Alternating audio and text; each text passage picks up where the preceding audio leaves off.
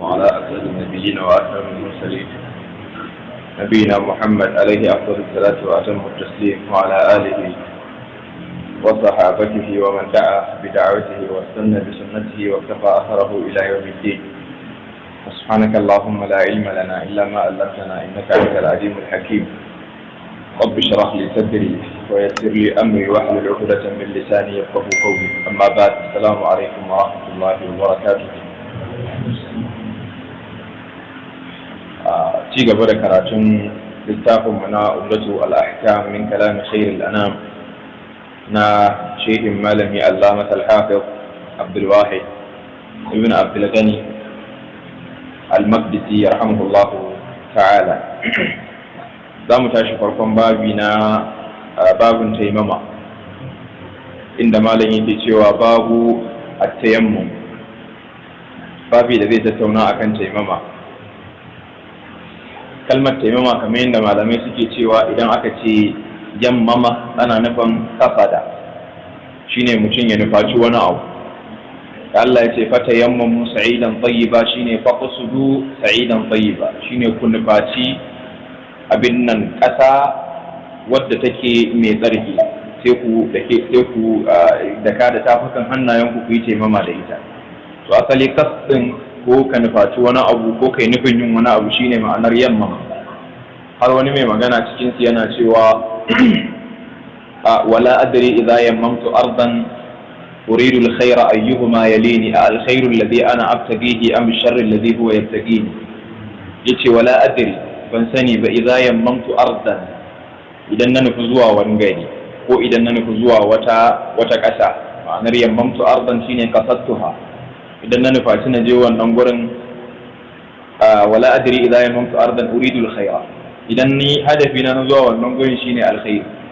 Sai mai wannan maganar yake cewa ban san me zai fara sarar da ni ba, ni dai dalilin zuwa na alkhairi, amma ban sani ba kila alkhairi zan samu ko sharri zan samu.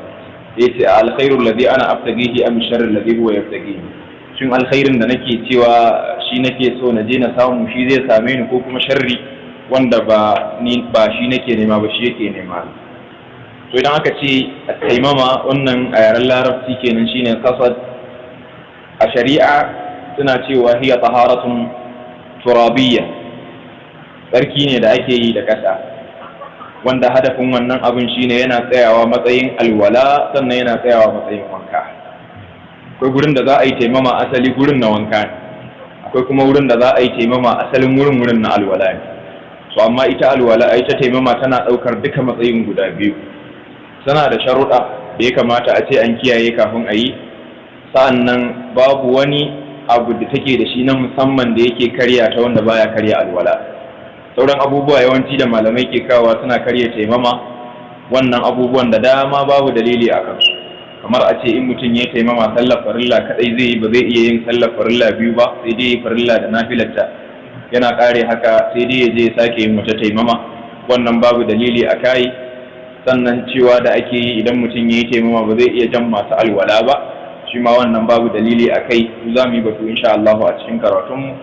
Sannan batun cewa idan mutum ya yi taimama da zai zauna a masallaci ba, in wata sallah ta zo ya ƙara yi, sai dai ya kuma yin wata taimamar in lokacin ya ɗau lokaci ko da nafila ce.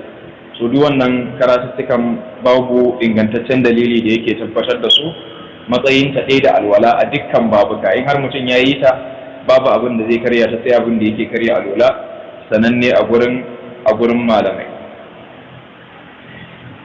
Taimama malaman musulunci sun ce an shar'anta ta a shari'ar musulunci a shekara ta 7 bayan hijira, wanda haka ya faru a kamar yadda ya zo a hadisin Aisha alaiha radhiyallahu ta'ala, cewa suna halin tafiya, wanda hadisin Abu Huraira ne nake kyautata zaton, cewa suna halin tafiya ana dawowa daga ɗaya daga cikin yakoki, sai aka saukar da ayar taimama lokacin da wata sarƙa ta Aisha alaiha radhiyallahu ta'ala ta ɓata, ta dakatar da mutane a wani wuri na a tsaya a duba. Manzo Allah ya sa a duba wannan sarƙar har a same ta. So ana wannan yanayin lokacin sallah yayi, babu ruwa tattare da mutane, kuma gurin da aka tsaya babu ruwa.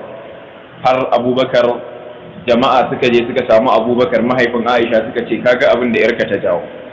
ta zo ta sa mutane sun tsaya a nan gurin da ba ruwa, sannan ruwan da yake hannun mu ya ƙare ga kuma lokacin sallah ya yi.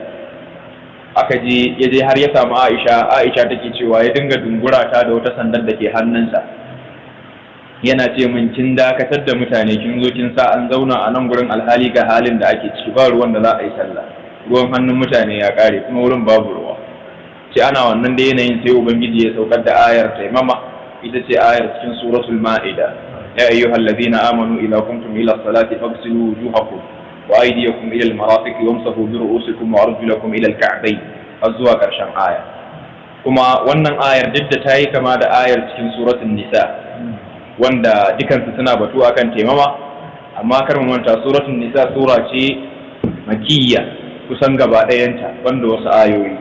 Suratu al-ma'ida sura ce madaniyya kusan gaba ɗayanta, babu ko aya ɗaya ta sauka a makka, bal duka ayoyin suratul ma'ida surori ne waɗanda ayoyi ne da suke madaniyya. malam yake cewa an Imran bin Husayn radiyallahu ta'ala an anna Rasulullah sallallahu alaihi wa alihi wa sallama ra'a rajulan mu'tazilan lam yusalli fil qawm faqala ya fulan ما منعك أن تصلي في القوم؟ فقال يا رسول الله أصابتني جنابة ولا ماء. فقال عليك بالصعيد فإنه يكفيك. حديث من صحابة من الله عمران بن حسين عليه رضوان الله تعالى.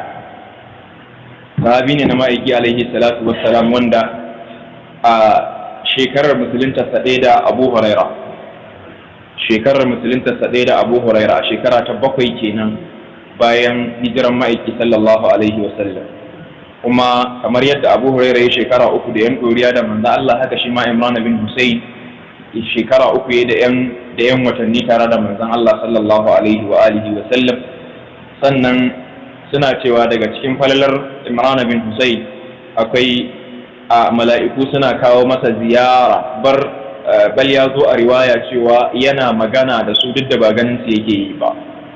Kuma wannan ya faru saboda wata cuta da Allah ya jarrabe Imran bin Husayn da ita, wanda ta zo a wani hadisi manzo Allah shi Imran ya kira ta da baso, shine da ya basir ko dan kanoma da ake cewa, yake cewa Allah subhanahu wataala ya jarrabe shi da wannan abin na kumbura mai ciki sosai, sannan har wasu lokuta baya iya rike alola, sannan har yakan sa wani lokaci akwai kamar abin nan hemorrhoid, irin dubarar mutum ta fito haka, a samu kamar prolapse, irin abu da ya fito haka. So irin wannan ban sani ba ko shi ake cewa basir mai tsoro. So mahma ya kunde yana da irin waɗannan al'amuran waɗanda jinya ce sosai. So saboda ya dan samu saukin wannan jinyar yana yin aliktiwa shine yin amfani da wuta saboda rage raɗaɗin ciwo. Larabawa suna yin wannan abu, suna amfani da zuma, suna amfani da sauran abubuwa, sannan kuma suna yin alkai shine abin da za a sa karfe a wuta. So sai a zo a samu daidai wurin da yake damun mutum da ciwo, bayan karfen yayi zafi sai a goga a wannan gurin. So wannan abin ilalas shine aliktiwa. So yakan yi wannan abin, ko kun ce tun lokacin da yayi wannan abin yace sai mala'iku suka daina zuwa gaishe shi. Sannan da ya gaya wa ma'aiki alaihi salatu wassalam, manzo Allah ya ce da shi idan ya daina za su dawo kuma zai ci gaba da mu'amala da su. Yake cewa kawai sai ya haƙura da wannan ciwon, ya zauna da shi, mala'ikun suka dawo suka ci gaba da mu'amala da shi, suna zuwa suna gaishe shi kamar yadda Imran bin Husayn ya faɗi, ko manzon Allah ya tabbatar mai da wannan manqaba. Imran bin Husayn alaihi ridwanullahi ta'ala yake cewa anna Rasulullahi sallallahu alaihi wa alihi wa sallama ra'a rajulan mu'tazila. Yace manzon Allah alaihi salatu wa salam ya ga wani mutumi mu'tazilan yana zaune a gefe. Al-i'tizal shine kaman isolation, irin mutum ya secluding kansa, ya janye kansa ya koma gefe baya tare da jama'a. So amma wannan ra'a rajulan mu'tazilan kamar da yazo a riwaya, yace ra'a rajulan mu'tazilan fil musalla, saboda a halin tafiya wannan abin ya faru. Manzo Allah ya ga wani ya koma gefe a wurin da ake sallah, kamar sauran jama'a sun matso sun yi sahu suna sallah, shi kuma ya dan koma gefe kawai ba sallar yake yi ba, amma yana gurin da ake sallah. Manzo Allah ya ga wannan mutumin lan yusalli fil qawm, bai yi sallah tare da jama'a ba. wasu malamai sun ce wannan bawan Allah shine Khallad bin Rafi' wanda shine hadisin musii'u salatihi ya zo saboda shi. Wani bawan Allah da ya zo masallaci yayi sallah, manzo Allah ya ce da shi wannan abin da kai ba sallah bane ba, kamar dai exercise. Yace irji fa salli fa innaka lam tusalli. Sai ya ƙara zuwa yayi sallah irin wanda ya saba, ya ƙara dawowa gurin manzo Allah ya mai sallama. Manzo Allah alaihi salam ya ansa mai sallama yace koma abin da kai ba sallah bane ba. So wannan bawan Allah da dama daga cikin malaman musulunci sun ce shine wannan wanda manzon Allah ya ganshi a gefen masallaci bai yi sallah tare da mutane. Ma'aiki alaihi salatu wassalam ya ce ya fulan, ya kira sunansa. Sun ce a nan gurin Imran bin Husayn shi ya ɓoye sunan Khallad bin Rafi' saboda wani abu da suka gina a kayi na ɓoye aibin mai aibi daga cikinsu. Ba irin yanzu ba da a cikinmu idan mutum yana da wani aibi Allah kake ya zama kai shi gaba ka ɓata shi saboda a nuna kai kaɗai ne marar aibi. Shi kuma wannan dama mai aibi ne, ba ya da kirki, ba ya da kaza, aibi ma yi kaza ba rana kaza a wuri kaza. So wannan abun a tsakaninsu sukan yi haka. Idan za a ba da labari, abin da dai ake nema shine ka samu content din abu sakon da ake so a isa. So babu ruwanka da sai ka san waye wannan abin ya faru da shi. Shi yasa nan yace suka ce ya fulan, ba wai dan Imran bai san shi bane, ya san waye, amma yayi haka ne saboda ba amfani a ce sai ya yada wannan abin da ya faru da wannan bawan Allah. Yace manzo Allah yace ya fulan, ya kai wani, ma manaka an tusalli fil qawm, me hana ka kai sallah tare da mutane? Faqal, wannan bawan Allah yake cewa ya Rasulullah, ya ma'aikin Allah, asabatni janaba. Yace janaba ce ta same ni. Janaba tana samun mutum kamar yadda muka yi a baya, tana samun shi ɗaya daga cikin hanyoyi guda uku ko mu ce biyu. In ma mutum ya mafarki ko kuma saduwa da iyali. Sannan ta uku wanda za ta iya faruwa shine mutum ya wasa da al'auras. So duk yanda wannan janabar ta samu harmani ya fita, mutum ya zama junub. Sai ce asabat ni janabatun wala ma, ba mu san da wani dalili bane ba an, amma malamai sun yi kintata suke cewa zahirin wannan janabar ta wannan bawan Allah Khallad bin Rafi' ba za ta zanto ta daga wurin iyalinsa ba, saboda a halin tafiya yake, kuma ba tare da iyalinsa a zahiri yake wannan tafiyar ba. So zahiri shine la'alla wannan janabar ta sami wannan bawan Allah ne saboda mafarki. Ya yi mafarki sai wannan al'amarin ya faru. Ya ce janaba ce da ni wala ma, kuma babu wani ruwa da zan yi wanka da shi ballantana ne sallah. Shi yasa na zauna abinda ake sallar mutane suka yi sallah, ni dai yana jira Allah ya kawo yanayin da sai na yi wanka kafin na yi sallah. Faqal, sai manzon Allah alaihi salatu wasallam ya ce da shi alaika bis sa'id, ina umartar ka ko ina horanka da kai amfani da as-sa'id.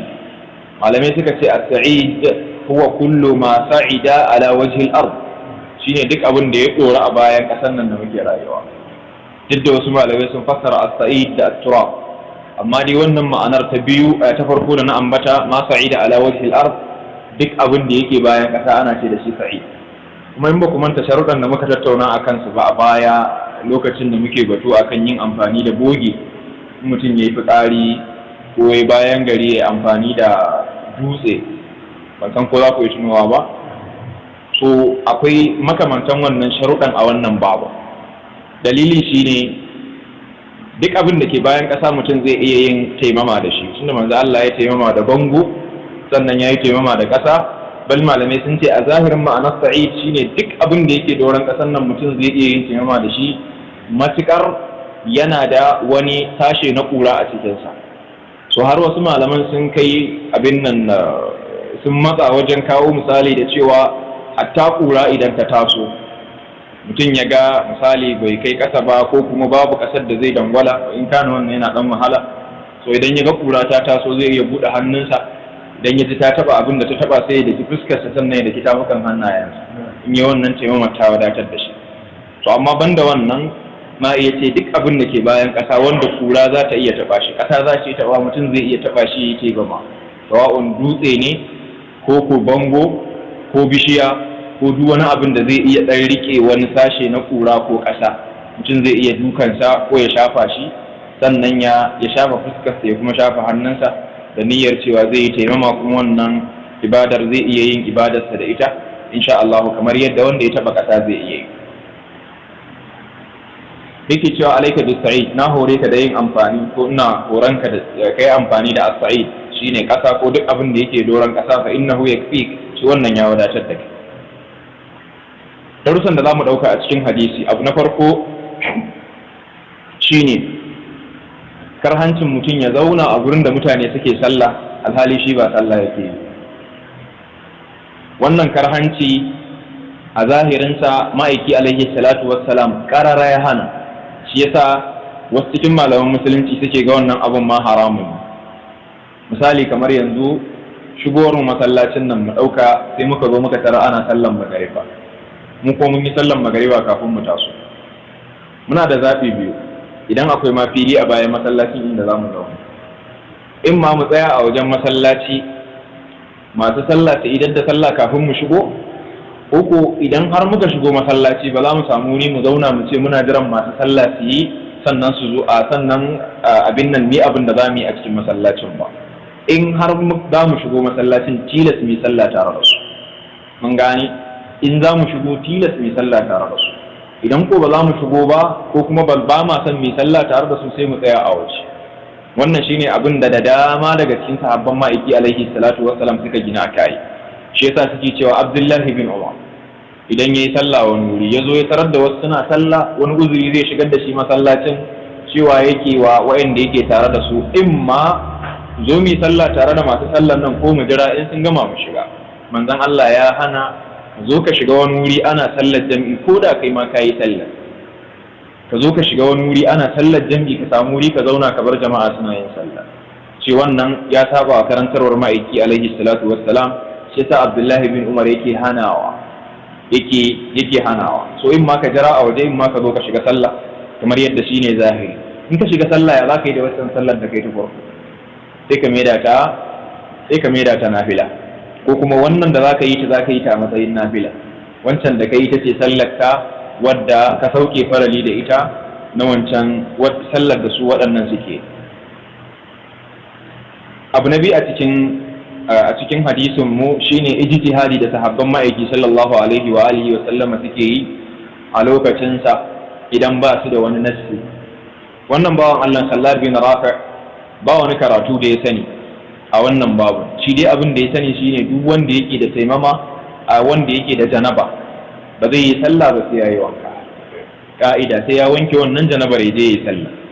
So dai ga babu damar da zai yi wancan al'amarin, da zai yi sallah ba saboda bai samu ruwa ba, sai ya ɗauki matsayin tsaka-tsakiya, ya ce kawai bari ya jira har lokacin da zai sami yadda zai sannan ya sallah, ba zai yi wa Allah sallan nan babu alwala ba kuma babu wanka ba. So kuma kaga wannan yana nuni akan wani sashe na sahabbai zai jahilci wani karatu alhali wasu sun sani, ba fahimtar su ɗaya bane ba, a ce irin gaba ɗaya sahabbai sun san kaza, akwai mufadala a tsakaninsu, wannan ya ɗara wannan ya fi wancan a falala da kuma a sanin abubuwa daga ma'aiki sallallahu alaihi wasallam.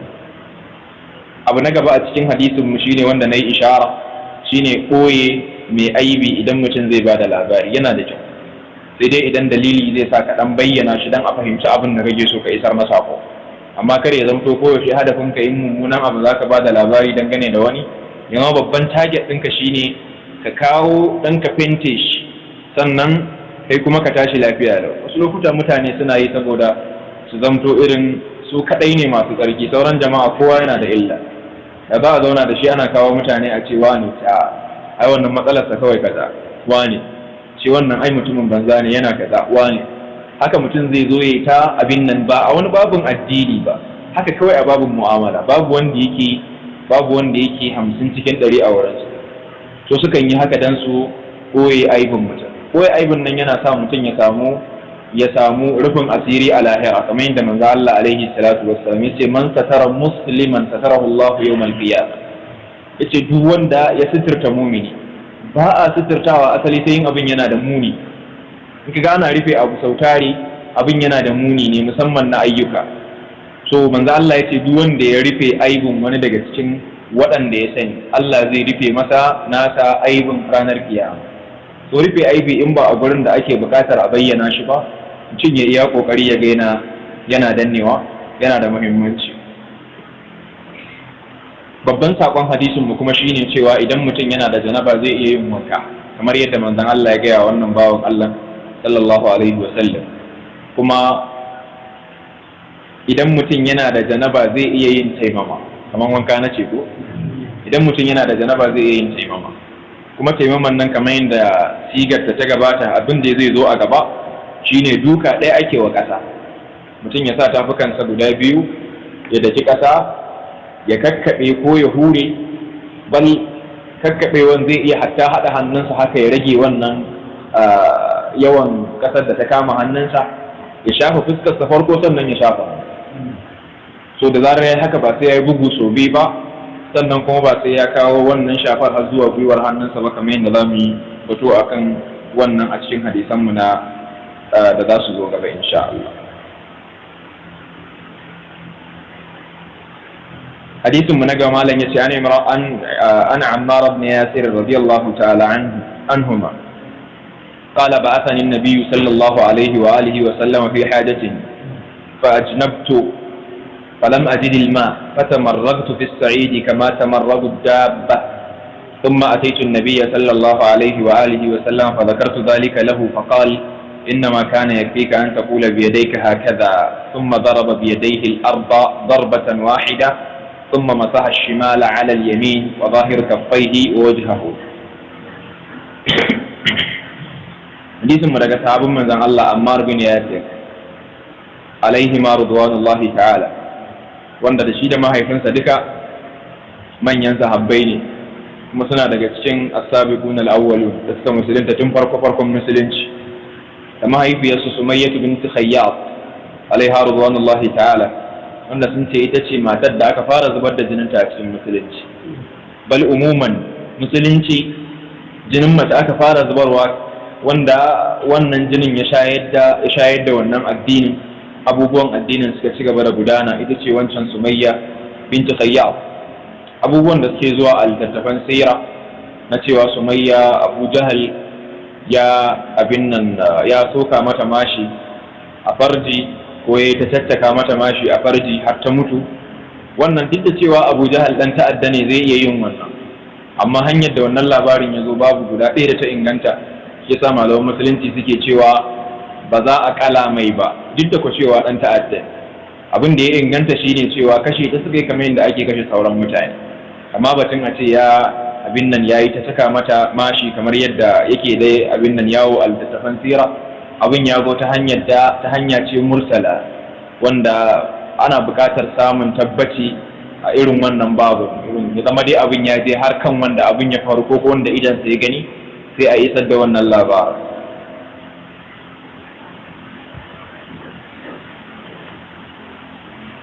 Ammar bin Yasir alaihi ma ridwanullahi ta'ala yana daga cikin sahabban ma'aiki alaihi salatu wassalam waɗanda suka jajirce tun farko sannan har ƙarshen rayuwarsu, bal har ma'aiki alaihi salatu wassalam ya sa shi ya zanto wata alama ta gane waɗanda suke kan gaskiya akan waɗanda suke kan kuskure cikin abin da ya faru a bayansa sallallahu alaihi wa sallama na yaƙoƙi.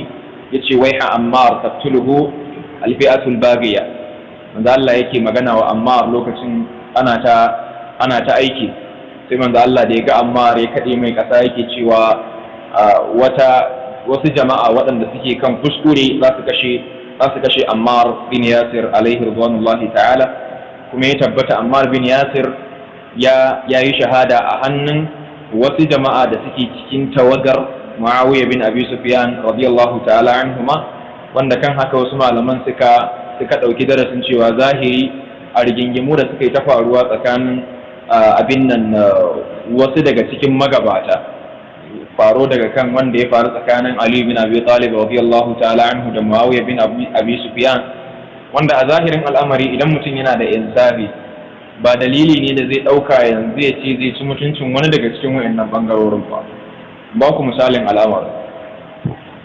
Muawiya bin Abi Sufyan alaihi ridwanullahi ta'ala, tare da shi tare da shi ba kafin ya musulunta ya tarar ma'aiki alaihi salatu wassalam ya sadaukar da rayuwarsa da wasu daga cikin sahabbai wanda adadin su ya kai mutum 1,400 aka sadaukar da kowa ya sadaukar da rayuwarsa akan in an taɓa Uthman bin Affan sai dai su kare. Shine bai'atu Ridwan da aka yi, wanda ubangiji ya ambace su a littafin sa yace laqad radiyallahu 'anil mu'minina idh yubayyi'unaka tahta ash-shajara. So wannan mubaya'ar an yi ta ne akan in har Usman da aka aika shi cikin Makka in har an kashe shi, to waɗannan sahabban wanda adadin su ya kai 400 babu mai komawa gida sai sun ga abin da ya ture wa buzu naɗi.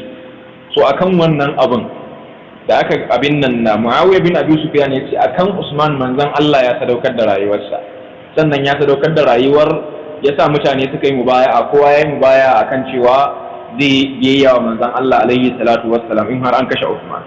So kan wannan abin Allah subhanahu wataala shi ma yayi mubaya'a akai, kamar yadda Allah ya ce yadullahi fawqa aydihim, hannun Allah yana kan hannayensu. So duk da wannan abin da ya faru ya ce Usman wata alama ce mai girma da taba shi yana iya sa koma menene mu sadaukar, kamar yadda manzon Allah ya a can ba. So kuma aka zo aka kashe Usman a cikin garin Madina, mutane suka taho daga Masar da wasu 'yan abin nan, wasu 'yan tsiraru da ba daga Masar ba, suka zo su aka yi aika aka kashe Uthman bin Affan bayan an kewaye gidansa sama da wata guda, an hana shi sallah a masallacin da kudin aljihunsa ya gina. So amma ya zauna a haka yace bai yadda a zubar da jinin mutum ko ɗaya ba a sanadiyarsa, yace kaf kowa ya tinkari wayannan 'yan ta'adda a je a ci gaba da sallah. Har wanda daga cikin sahabbai ya zo yake ce masa yanzu kai kake mana sallah, kuma sallan nan babban al'amari ne, yanzu ma a je mu wani limami na fitina. Yace sallah tana daga cikin kyawawan abubuwan da ake bautawa Allah subhanahu wataala da shi. Idan mutane sun ce za su yi sallah dan dai sallah ka je kai sallah da su, kakka damu. Yace amma in wani abu aka ce za a yi na ta'addanci wannan sai ka zama jikinka, amma sallar ka je ka yi da shi. Su wannan 'yan fitina suka yi abin da suka yi, karshe suka ga Usman ya bata musu lokaci, suka je suka kashe shi. So wannan abin da ya faru a lokacin ba wai dan Muawiya yana gwamna bane ba, a'a, amma dai a zahiri Muawiya bin Abi Sufyan radiyallahu ta'ala anhu ma yana gwamna karkashin shugabancin Uthman bin Affan, yana gwamna a Sham, a Syria.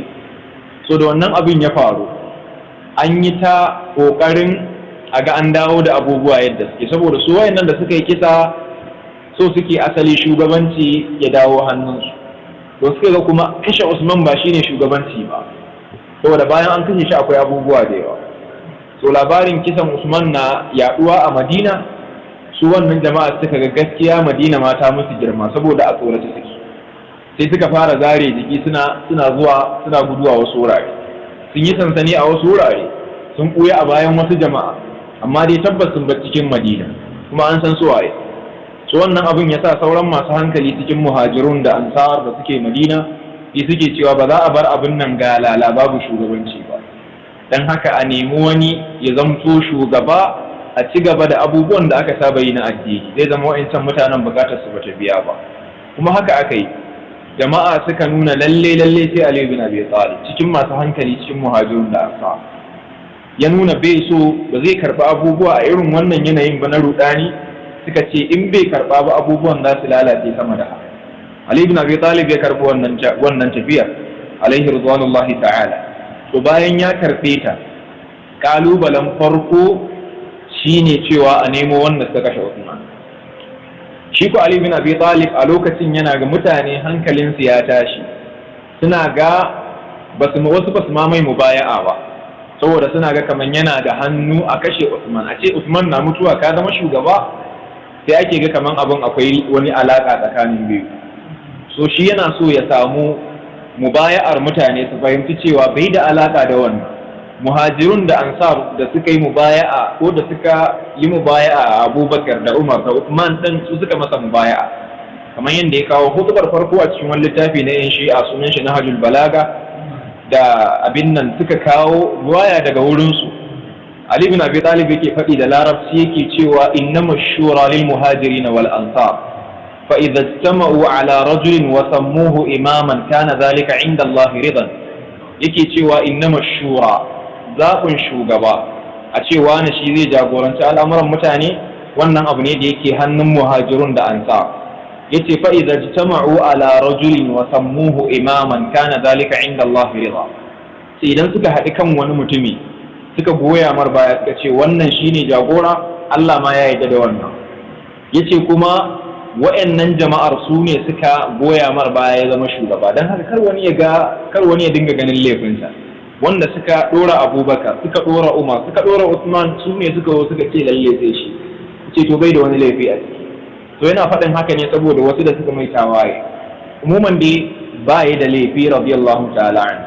to lokacin da yake buƙatar a fahimci wannan abin, a can a abin nan a Sham, inda Muawiya bin Abi Sufyan alaihi ridwanullahi ta'ala yake gwamna a gargashin Uthman bin Affan, sai ya ji labari an kashe Uthman bin Affan.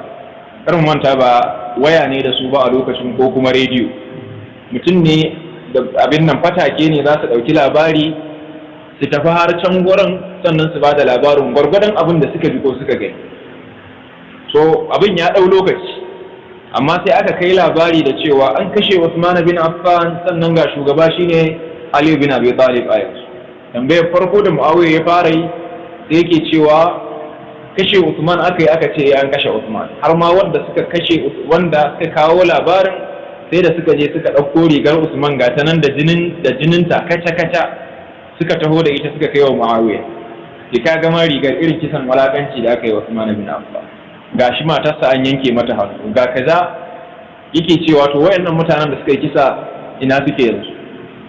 aka ce sun dai bace a tsakani. yace Ali bin Abi Talib ya nemo su, shine aka ce masa a'a tukunne yanzu ana so a hada kan jama'a kafin a nemo su.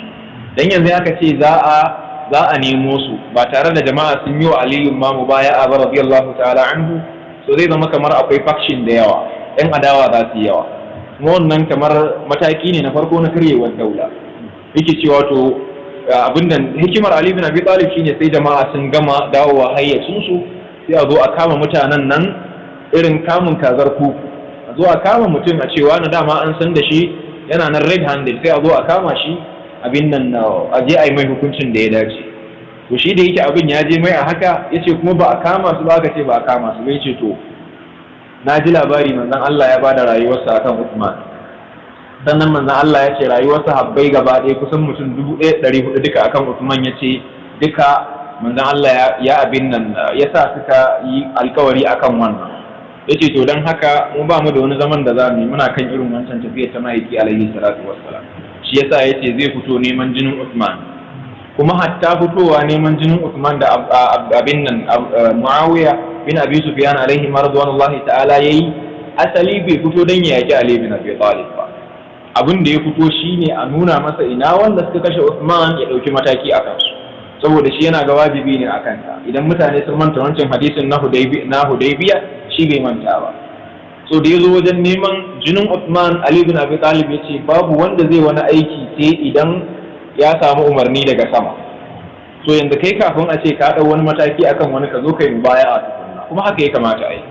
saboda ba za a zo a ce wani shugaba na bada umarni wani ma can yana bada umarni ba. Allah yana cewa law kana fihi ma alihatun illa Allah la fasadata. in za a samu masu bada command guda biyu, abubuwa za su lalace. sai yake ce to dole abin ya dawo akwai a yi centralizing abu. so da aka ce Muawiya ya dawo ya ce babu zancen centralizing sai an nemo mutanen nan, tunda gashi sun yanzu haka an san yin da suke.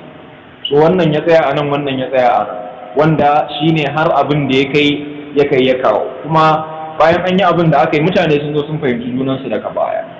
so umuman dai wannan ba zai zama dalili da wasu mutane za su fake bayan wannan rigimar, sannan har su zo su dinga nuna addinin nan asalinsa guda biyu bane ba.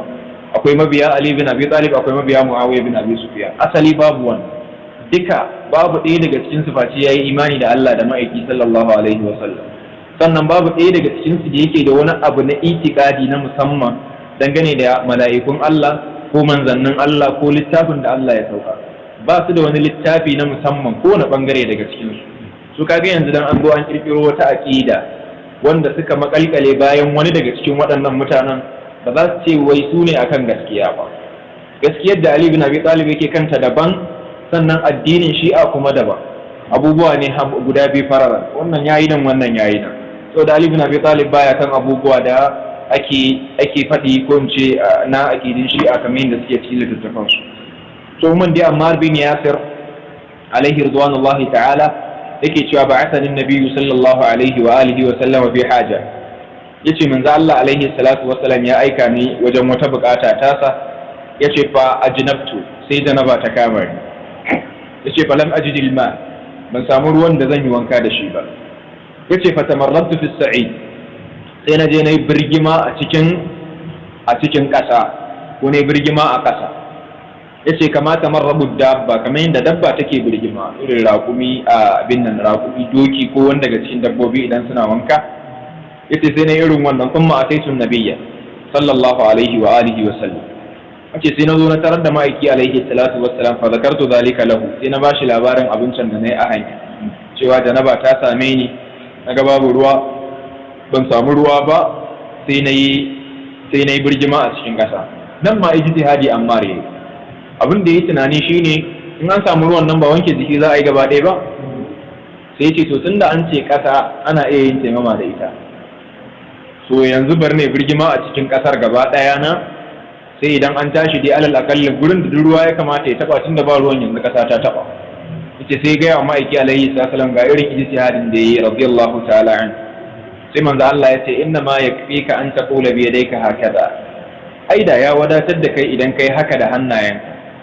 Yace thumma daraba bi yadayhi al-ard, manzo Allah sai da ki kasa da hannayensa guda biyu, darbatan wahida, duka daya, wanda wannan yana tabbatar mana abinda yake ingantacce a sigogin da ake yin taimama da shi, shine ba sau biyu ake dukan kasa ba, sau ɗaya in mutum ya da kaya wadatar da shi a tafukan hannayensa da kuma fuskarsa.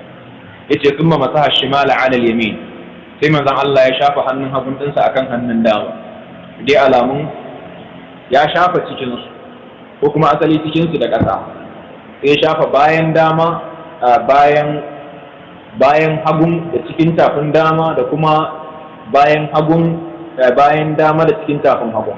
Almuhim bai kowanne bayan hannun ya taba, kowanne cikin tafin hannu ya taba bayan ɗaya hannun.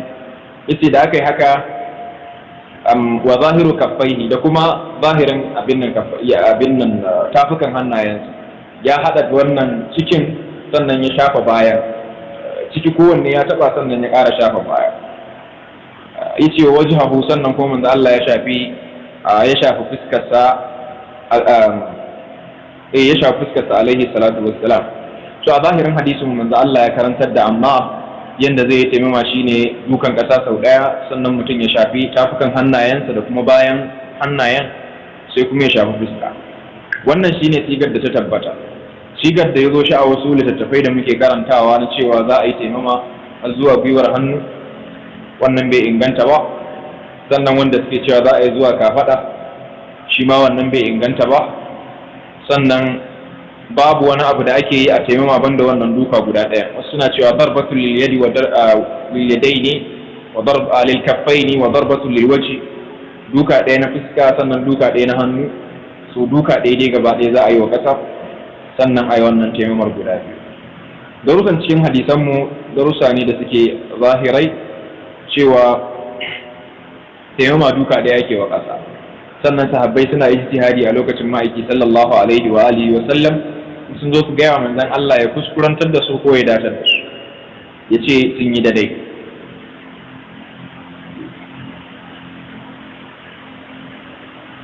hadisin mu na gaba malam yace an Jabir bin Abdullah radiyallahu ta'ala anhuma أن النبي صلى الله عليه وآله وسلم قال أوتيت خمسا لم يوطهن أحد من الأنبياء قبلي نصرت بالرعب مسيرة شهر وجعلت لي الأرض مسجدا وطهورا فأيما رجل من أمتي أدركته الصلاة فليصلي وأحلت لي المغانم ولم تحل لأحد قبلي وأوتيت الشفاعة وكان النبي يبعث إلى قومه خاصة وبعثت إلى الناس عامة. حديث مدقى صحاب من ذا الله عليه الصلاة والسلام جابر بن عبد الله الأنصاري سنة ما هي من جابر شيني عبد الله بن عمرو ابن حرام عبد الله بن عمرو بن حرام جابر لما هي من سقبادين صحابين ما يجي صلى الله عليه وسلم سنن جابر ما يجي عليه الصلاة والسلام سن مسلنتا sun karɓi musulunci tun farkon zuwan manzon Allah Madina alaihi salatu wassalam. Sannan mahaifin Jabir, dalilan da yasa baya da hadisai da yawa saboda yayi shahada a yakin da aka yi na Uhud a shekara ta 3 bayan hijiran ma'aiki sallallahu alaihi wa alihi wa sallam, wanda wannan Abdullahi bin Amr bin Haram malamai suna cewa bayan zamtowarsa shahidi, bayan zamtowarsa sahabin ma'aiki alaihi salatu wassalam, wali ne na Allah subhanahu wa ta'ala, saboda daga cikin walittaka ta musamman da Allah ya mar, sai da Allah ya nuna masa a mafarki wurin da zai mutu da ranar da zai mutu. Ya ce ya ga wannan abun a mafarki, har yake gaya wa wasu daga cikin mutanen da suke kusa da shi, sai suke ce da shi khairar ra'aita insha Allah, in Allah yadda alkhairi ka gani. Mutane ba su masa fassara mafarkin ba, amma yake cewa gaskiya ni na riga na fassara wannan mafarkin jama'a. Kawai abin da zai faru shine wurin nan shine wurin da zan mutu, ranar nan ita ce ranar da za a kashe ni, kuma ana hanya ne za a tafi wannan yakin na Uhud. Kuma abin da ya fassara wannan mafarkin haka Allah subhanahu wataala ya aukar da shi. Shi yasa tun kafin abin ya faru ya gaya wa ɗansa Jabir. Bayan Jabir ɗin nan mahaifinsa yana da wasu 'ya'ya mata kusan mutum 9, wanda Jabir kusan shi ne na 10. Sannan akwai ɗan uwa bayan wannan.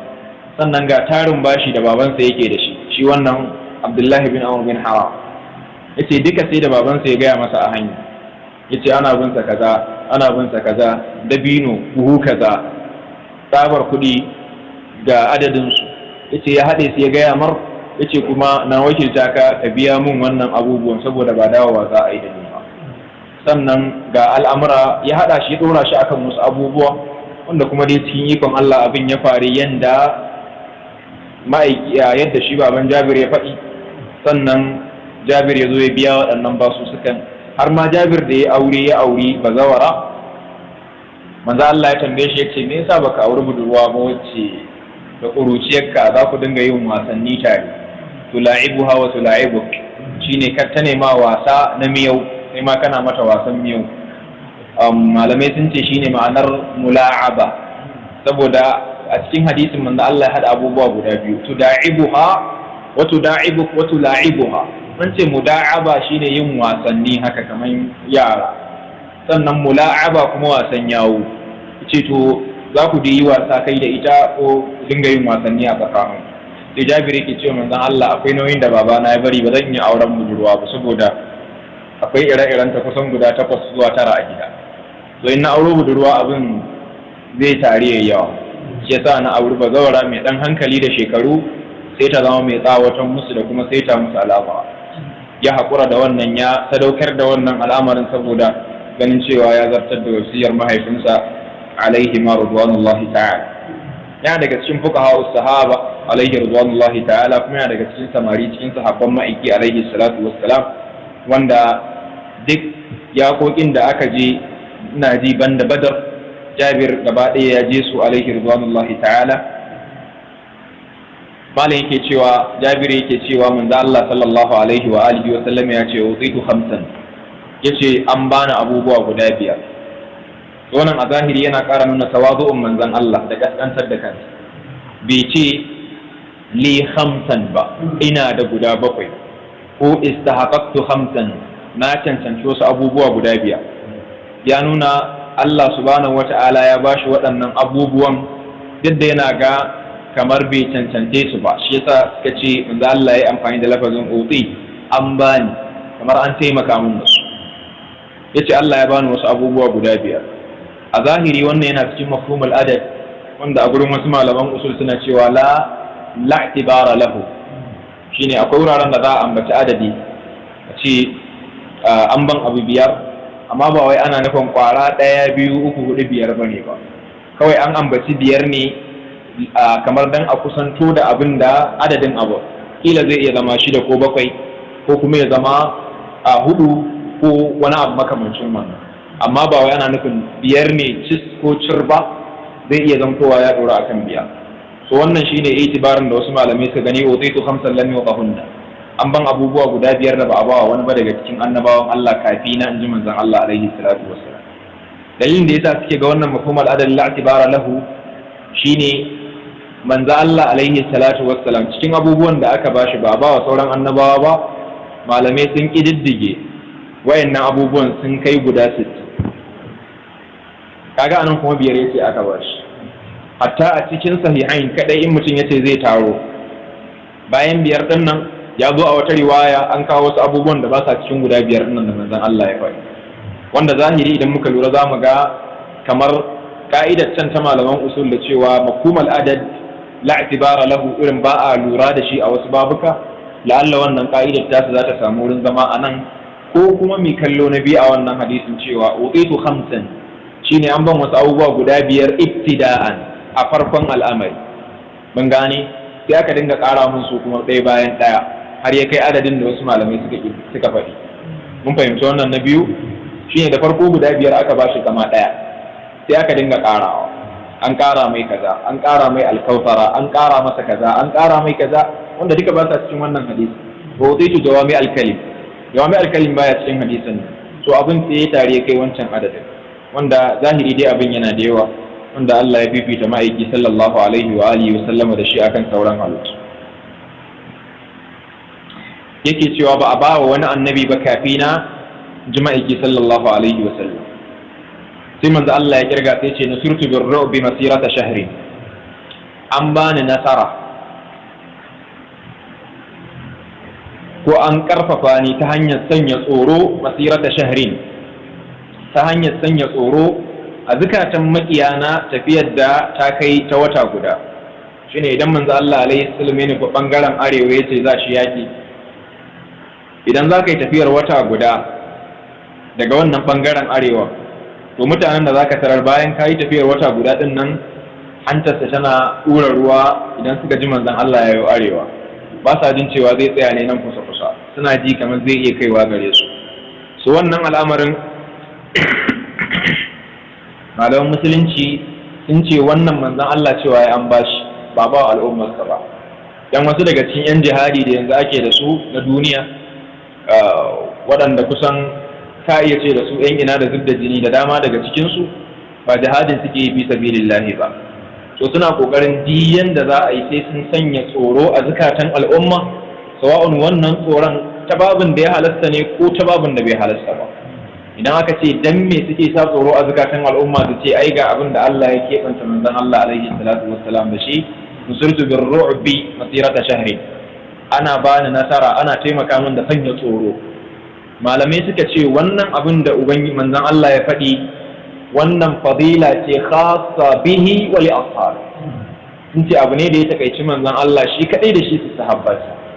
So irin yan jihadi da suke iya kokari, mutum kaga an zo ana so a kashe wani mutumi daga cikin mutanen da suke so su yi wata addanci, sai kaga a zo a yanka a idan mutane, ko kuma a zo a yi wani kisa na walakanci da tozartawa don a sa tsoro a zukatan mutane. Duk wannan baya daga cikin wannan ma'anar da manzon Allah ya karanta. Kuma yana ƙara nuni gaskiya akan yadda suke fahimtar addini shalowi, irin abin sama-sama haka. Saboda tabbas fahimtar addinin tana lazumta cewa ka san awa aka ba da wannan, shin manzon Allah ne kaɗai ko har da al'umma.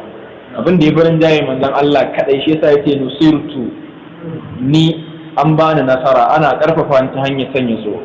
So wannan ko Abubakar da Umar babu su cikin wannan karatun, balle wani ya ce zai ɗau wannan matsayin dole sai an ji tsoron bala'in.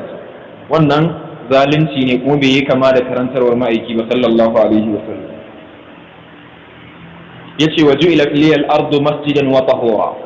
Sannan manzo Allah yake cewa abu na biyu da aka bani wanda sauran annabawa ba su da, shine an sanya min ƙasa ta zamto masjid, wurin da zan dinga sujuda ina sallah, wa tahuran, kuma abin da zan dinga yin tsarki da ita.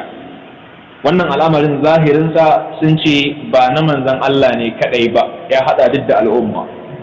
Saboda a rayuwar da ya ishe ma misali hadisan da muka karanta a sama, ba manzo Allah ya gaya wa Imran ba, in karanta ya faɗa a hadisin Imran ko ya gaya wa Khallad bin Rafi, yake ce wancan mutumin alayka bis-sa'id ko fa innahu yakfi, kaga abu mai takaita da manzon Allah ba kenan. So nan duk da ya ce wa ju'ilat liyal ardu, an sanya mun kasa masjidan, wurin ibada, wa tahuran, da kuma abin da zan dinga yin tsarki da shi, na yi taimama da shi da sauran abubuwa. suka ce wannan bai takaita ga ma'aiki ba sallallahu alaihi wa sallam. Kuma karkashin wannan malamai suke cewa duka addinai da suka gabata, annabawan da suka gabata, Allah baya karban ibadar su sai idan sun yi a cikin wuraren da aka tanada don yin wannan ibada. kamar yadda Allah yake cewa laula dafa wallahi an-nasa ba'dahum bi ba'd lahuddimat sawami'a wa bi'un wa salawatun wa masajid yudhkaru fiha ismullahi katira a cikin suratul hajj, cewa ubangiji ya ambaci dai wuraren da ake ibada. Sawami' sune wuraren da ake tanada kamar a bayan gari saboda mutane su dinga bautar ubangiji subhanahu wata'ala. Bi'a shine wurin ibadar yahudawa. Sannan abin nan sauran wurare kamar kana'is da kuma wuraren ibada da Allah ya ambata da masajid, wayannan kuma wuraren ibadar kiristoci da kuma musulmai. So a ka'idar shine ba kirista ba zai zo gidansa yi ibada Allah ya karba. In gane a addinansu haka ba yahudi ba zai zo yanzu sallah da tarar da shi a wani wuri a bakin shagon sai zai yi sallah ko nafila. Allah ba zai karbi ibadunsu ba sai in sun je wurin da aka gina musamman saboda wannan al'amarin, a lokacin da aka yi abin da aka yi, ina nufin lokacin da annabawan suke karantar da su, to sai an je gurin an yi ibada Allah zai karba. Shi yasa suke cewa wannan yana dai nuni akan saukin da aka samu a wannan al'umma. Bal manzo Allah yana cewa sallu fi buyutikum la tattakhiduha qubura. Ku dinga yin sallah a gidajen ku, kar ku mai da su makabarta, saboda mu ko ina zamu iya yin sallah. Shi yasa zamu yi sallah ta juma'a daban, sannan ta idi kuma ba a gurin da ake yin juma'a ba, za a je wani musalla a yi, za a yin sallar gawa a nan, za a yi a can. Almuhim dai muna iya yin sallah a duk gurin da ya kama. A nan yake da kyau na ishara akan wani hadisi wanda bai inganta ba, cewa akwai surare 7 wanda musulunci ya hana yin sallah a ciki. Cikinsu akwai mazbala, akwai mazbaha ko abin nan majzara, akwai kwata wanda ake yanka, sannan akwai kuma bola wurin da ake zuba dauda, sannan akwai banɗaki, sannan akwai qari'atut tariq, tsakiyar hanya, sannan akwai cikin ka'aba, sannan akwai saman ka'aba. Wannan hadisin babu abin nan, akwai wasu wurare kuma guda biyu, akwai gurin da raƙumi ya kwanta. Wannan guraren gaba ɗayansu banda guda ɗaya ko biyu, gaba ɗayansu ya halatta a yi sallah. Hadisin bai inganta ba. Al-Imam Abu Dawud ya fitar da shi, sannan bai inganta ba. Idan munasabar haka ta kama, tun da malam yana da babi da ya akan masallaci, mun je sai mu tattauna a kai insha Allah. A cikin wayannan wuraren da na ambata, wanda kawai ya tabbata cewa ba za a yi sallah ba shine cikin banɗaki. Cikin banɗaki wannan ba za a yi sallah. Sa'annan bayan cikin banɗaki, idan aka ce a cikin majzara gurin da ake yanka dabbobi, kwata ko abbatuwa, to nan gurin mutum zai yi yin sallah idan ya shimfiɗa sai ya sallah. Babu wani abu na, hatta malamai abin da suke cewa jinin dabbar da ake cinta, mun yi batu da ku anan a karatu, dabbar da ake cinta jinin ta halas ne, ba wanda yake jinin ta najasa ne aflan, dan ya taɓa jikin mutum yana cikin ibada ba sai ya tsaya ya wanke ba. So umuman dai babu wani abu na haramci na yin sallah a fata. Kawai abin da kake bukata ka samu wani wuri gefe kai shimfiɗa sallah ka yin akwai, dan babu kaɗan gyara kai sallar ka lafiya lau, babu wani abu na haramci ko kuma karhanci aflan. Sannan yin sallah a tsakiyar hanya, wannan shi ma akwai karhanci idan mutane za ka tare wa mutane hanya su tsaya suna jiran ka, amma ba wai don wurin ba a yin sallah.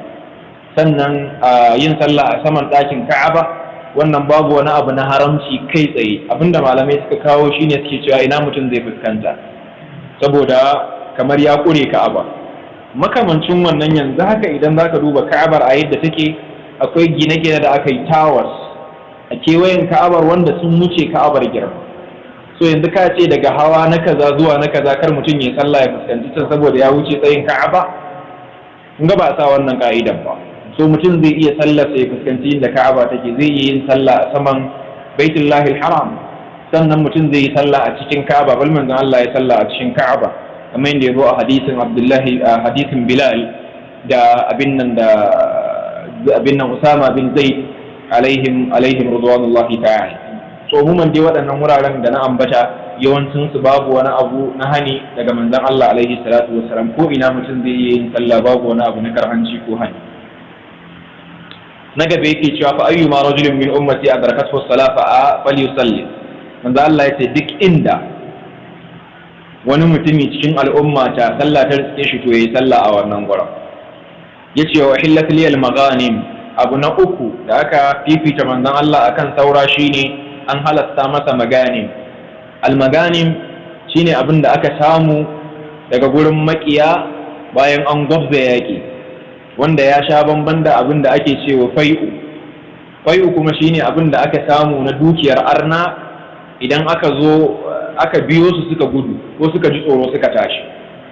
In har ba a gwabza ba ana ce wannan fai'u, idan an gwabza aka fi karfin aka samu dukiya ana ce da shi maganin ko ganima. So manzo Allah ya ce an halasta mu, kuma sauran annabawa duka ba a halasta musu ba, kamar yadda malamai suka kawo. Bal ya zo a hadisi daga sahabin ma'aiki sallallahu alaihi wasallam yake cewa sauran annabawa in sun yi yaƙi, idan Allah subhanahu wa ta'ala yana so ya nuna musu cewa ya karɓi jihadin nan da suka yi, shine bayan an ƙare yakin sai a zo a tara dukiyar a ajiye ta.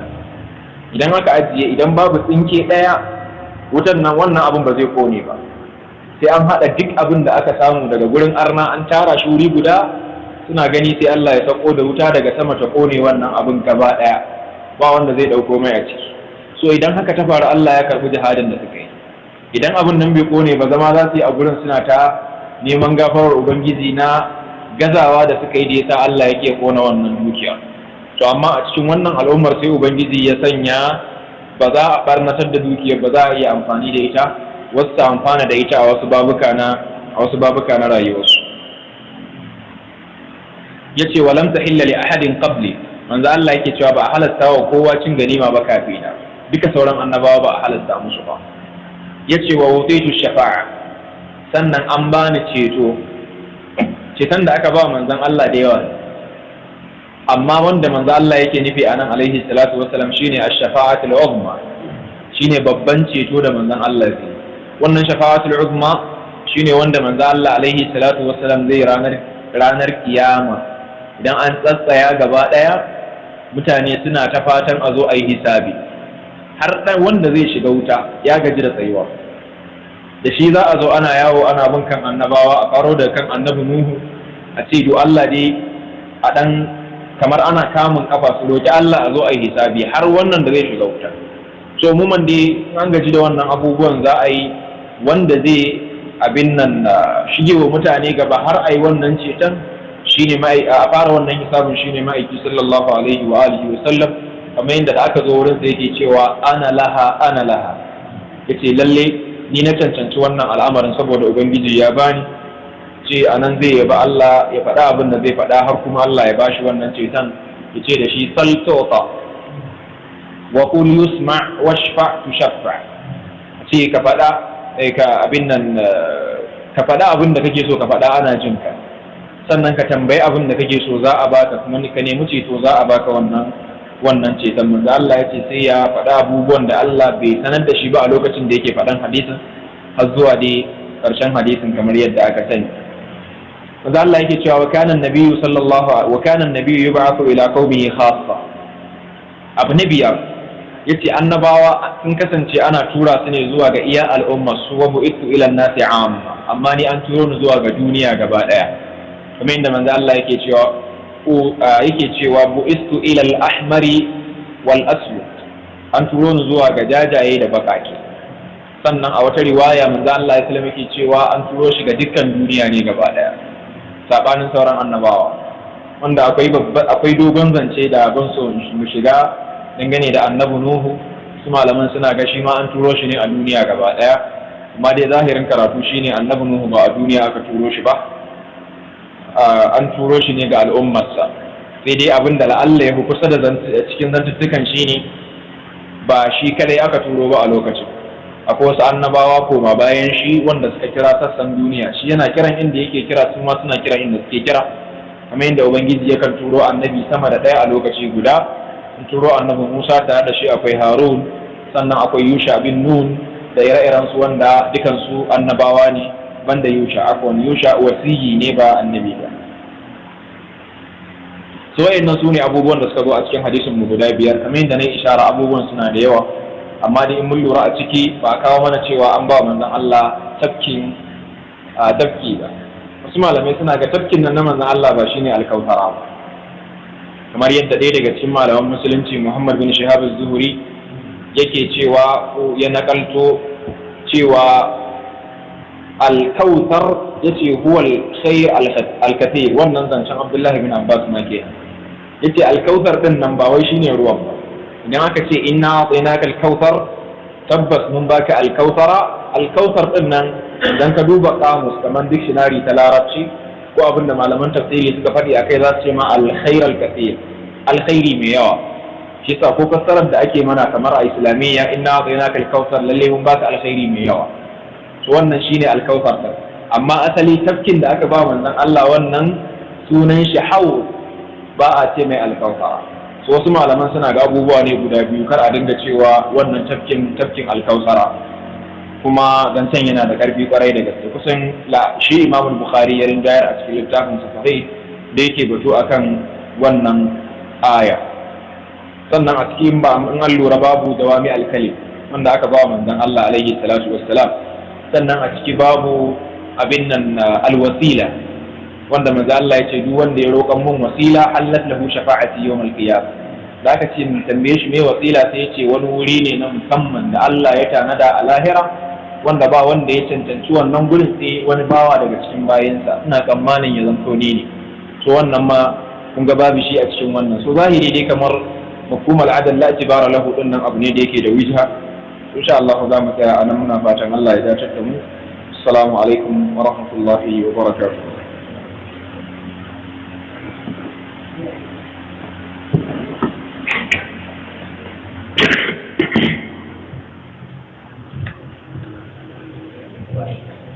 ladan wanda ya aikata